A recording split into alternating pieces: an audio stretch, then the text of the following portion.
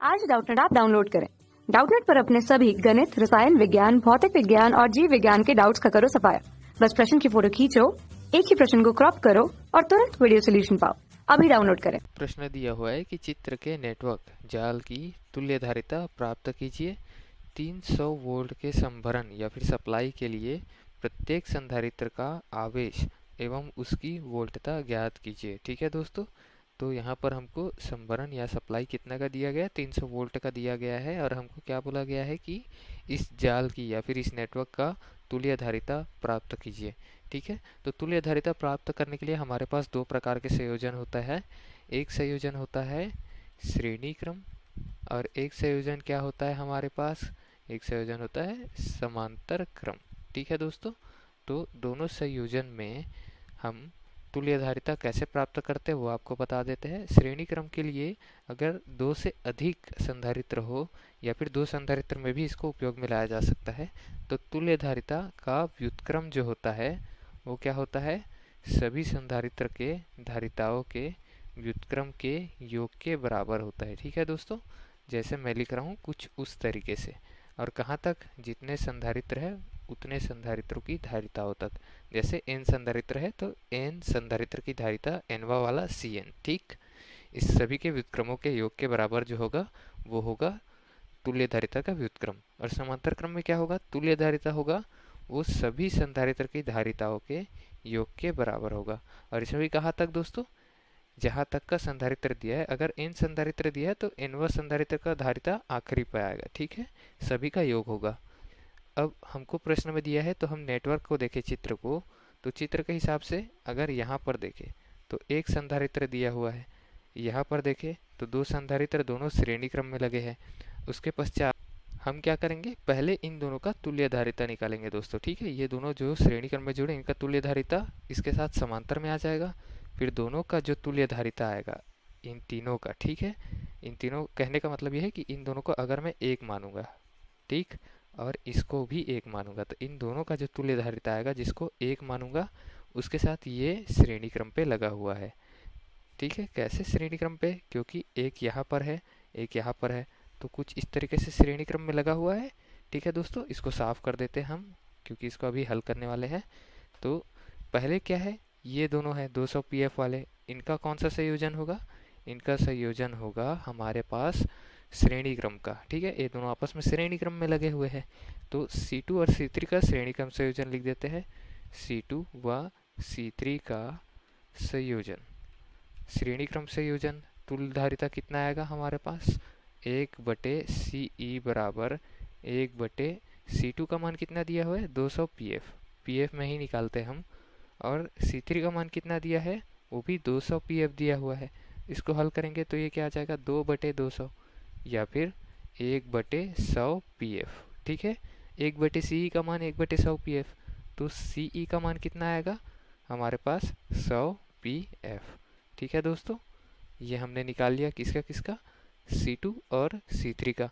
तो C2 C3 की जगह मैं क्या लिख सकता हूँ, यहाँ पर एक संधारित्र बनाकर उसका मान 100 पीएफ लिख सकता हूँ, जिसके साथ ये 100 पीएफ और ये 100 पीएफ आपस में कौन से क्रम में है, समांतर क्रम पे। इसको हम काउंट नहीं करेंगे अभी, क्यों, क्योंकि ये यहाँ से जा रहा है कुछ इस तरीके से और एक यहाँ से जा रहा है कुछ इस तरीके से, अगर हम सप्लाई की बात करें तो।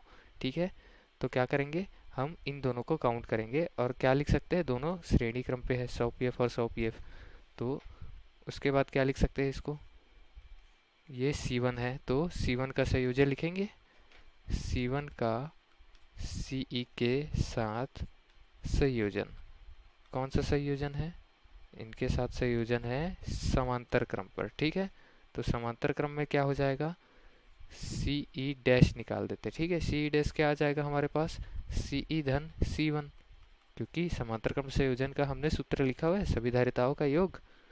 तो 100 इसका 100 पीएफ दिया है और 100 पीएफ हमने CE मतलब इन दोनों का तुल्य धारिता निकाला है, तो योग कर देते हैं।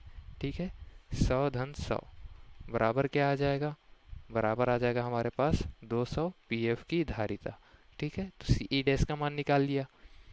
अब तुल्य धारिता निकालने के लिए ये C4 और यहाँ पर हमने क्या लाया है, इन तीनों संधारित्रों का जो तुल्य धारिता आएगा वो हमने लाया है 100 पीएफ CE डैश।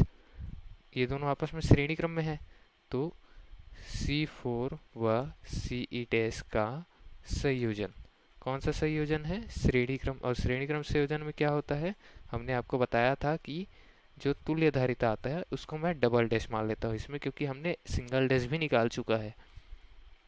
वो क्या होगा, व्युत्क्रमों के एक के बराबर होगा, C4 धन 1/Ce'।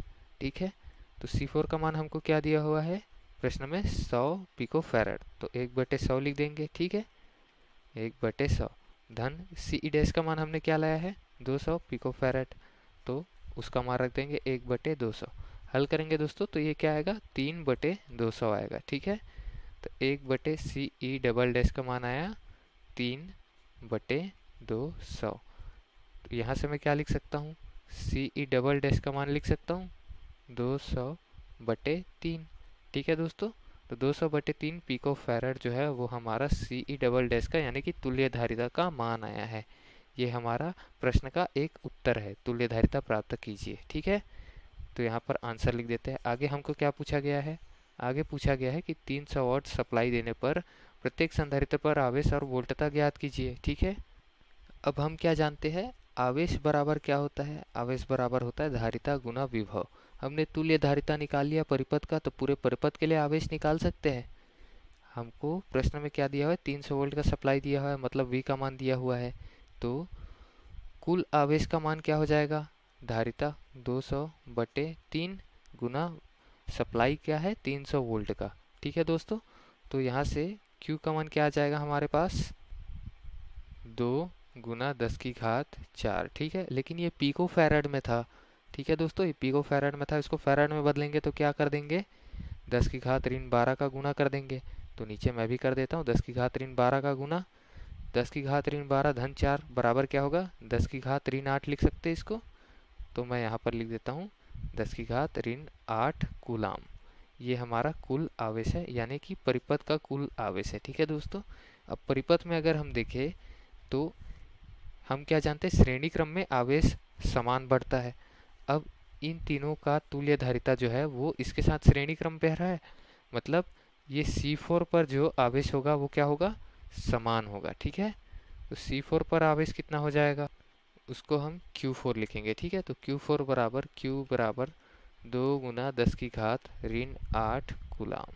ठीक, यहाँ से V4 ज्ञात कर सकते हैं, यानी कि विभवांतर कितना है वो ज्ञात कर सकते हैं।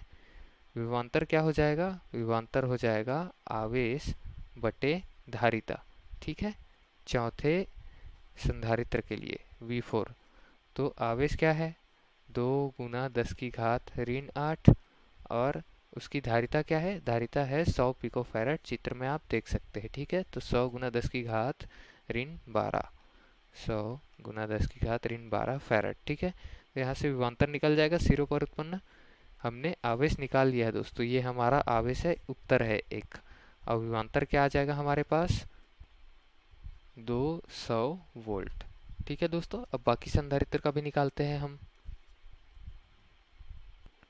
चित्र में हम देखें तो हमको यहाँ के बीच विभवांतर निकालना है। ठीक है, हमको यहाँ से यहाँ के बीच विभवांतर कितना मिला, 100 वोल्ट। ठीक है दोस्तों, यहाँ दर्शा देते हैं, ये कुछ इस तरीके से, हमको 100 नहीं, हमको 200 वोल्ट मिला था ये। ठीक है, तो 300 में से 200 वोल्ट गया तो कितना विभवांतर प्राप्त हो जाएगा हमको, यहाँ से यहाँ के बीच 100 वोल्ट का विभवांतर प्राप्त हो जाएगा। ठीक है दोस्तों, अब ये 100 वोल्ट जो है वही विभवांतर किसके बीच होगा, C1 के सिरों पर होगा।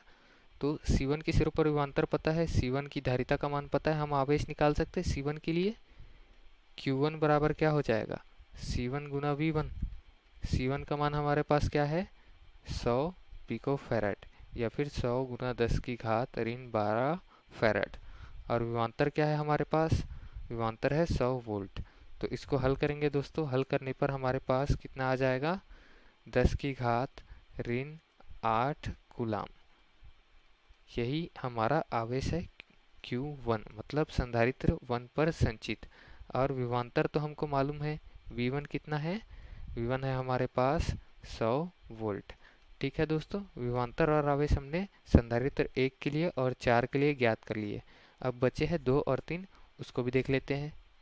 दोस्तों यहाँ पर देख रहे हैं कि दोनों क्या है, आपस में श्रेणी क्रम में लगे हैं, तो विभवांतर कितने में बटेगा, दोनों में धारिताओं के अनुपात में बटेगा। ठीक है दोस्तों, अब इसकी धारिता 200 पिकोफैराड, इसके भी मतलब दोनों की समान है, तो दोनों पे विभवांतर क्या बढ़ जाएगा, समान बढ़ जाएगा, आधा आधा हो जाएगा। ठीक है, तो ये भी 50 वोल्ट होगा इनके सिरों पर विभवांतर, और इनके सिरों पर भी मतलब दूसरे और तीसरे दोनों के सिरों पर विभवांतर 50-50 वोल्ट होगा। ठीक है दोस्तों, विभवांतर हमको मालूम चल गया है, हमको 200 पिकोफैराड धारिता भी मालूम है, तो हम आवेश की गणना कर सकते हैं।